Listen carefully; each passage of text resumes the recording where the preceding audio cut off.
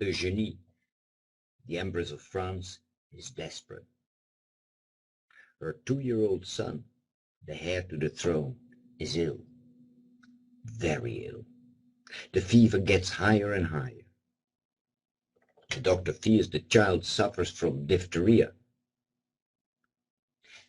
"Get Lulu some water from the well of Monsieur Bell," suggests one of the ladies in waiting. "Everybody knows that the water has a healing power." Her husband, Emperor Napoleon III, doesn't want to hear about it. As the Emperor of France, he has to support the local authorities in Lourdes, who have declared the grotto an unauthorized place of worship. Empress Eugenie is the daughter of the Count of Montijo. This Spanish aristocrat served under the great Napoleon Bonaparte. When Eugenie's father died, her mother sent her and her sister Paca to the convent school of Sacré-Cœur in Paris. When Eugenie and Paca returned to Spain, the two sisters both fall in love with the same man, the 15th Duke of Alba. Much to the chagrin of Eugenie, the Duke of Alba prefers her sister Paca. After Paca's wedding, poor Eugenie is ready to commit suicide. Fortunately, her determined mother takes her on a grand tour of Europe in order to find her a proper husband. After a short break in Biarritz, where Eugenie always spent her summer holidays as a child, mother and daughter travel to Brussels, London, and Paris. In Paris, Eugenie is introduced to the most desired bachelor in the world, Napoleon III, the Emperor of France. The Emperor is impressed by her beauty, and Eugenie is fascinated to meet a descendant of the great Napoleon Bonaparte. Napoleon's third father was Louis Bonaparte, Napoleon's brother, and his mother was Hortense de Beauharnais, the daughter of Napoleon's first wife, Josephine. After the fall of Napoleon, Hortense goes into exile. Napoleon III grows up outside France, yet in an atmosphere of total devotion to the memory of the First Empire. After 2 failed coups d'etat, he is sentenced to imprisonment for life and locked up in a chateau in northern France.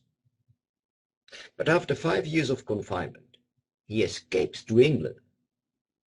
During the Revolution of 1848, he returns to France. He obtains a seat in Parliament and becomes President of the National Assembly. As the Assembly doesn't accept constitutional changes he proposes, he launches a 3rd coup d'etat and proclaims himself Second Emperor of France. After their first encounter, Eugenie and Napoleon III meet again. They go horse riding in Fontainebleau, and the Emperor gives her a magnificent present, the horse she has been riding. 2 months later, Napoleon III and Eugenie de Montijo get married in the Cathedral of Notre Dame in Paris. As Eugenie has very fond childhood memories of Biarritz, she persuades her husband to accompany her to the Basque coast. Their first trip takes place in 1854. In order to make her feel at home, Napoleon III builds her a magnificent house. And soon that Villa Eugenie becomes the summer palace of the Second Empire. Let me take you back to the room of the 2-year-old heir to the throne. Eugenie kisses her sick child. The fever gets higher and higher and higher. Without informing her husband, Eugenie sends a secretary to Lourdes to get water from the well of Machiavel. Believe it or not, a little miracle takes place. Lolo drinks the water from the well, and 2 days later, the child seems to be healed completely. Of course, Eugenie and Napoleon III, they thank God for the healing of their child. But when informed, Napoleon III refuses to embrace the miracle. However, the next day, he abolishes any restriction to visit the grotto of Machiavel in Lourdes. The reign of Napoleon III, known as the French Second Empire, was a period of industrialization. The emperor oversaw a major renovation of the capital, which created the outline of modern Paris. But the Second Empire was overthrown 3 days after Napoleon III's disastrous surrender at the Battle of Sedan in 1870, which resulted in the proclamation of the Third Republic. Napoleon III spent the last years of his life in exile in England with Eugenie and their only son. The family lived at Camden Place in Chislehurst, where he died on the 9th of January, 1873. To the end, he was haunted by bitter regrets and by the painful memories of the battle at which he had lost everything.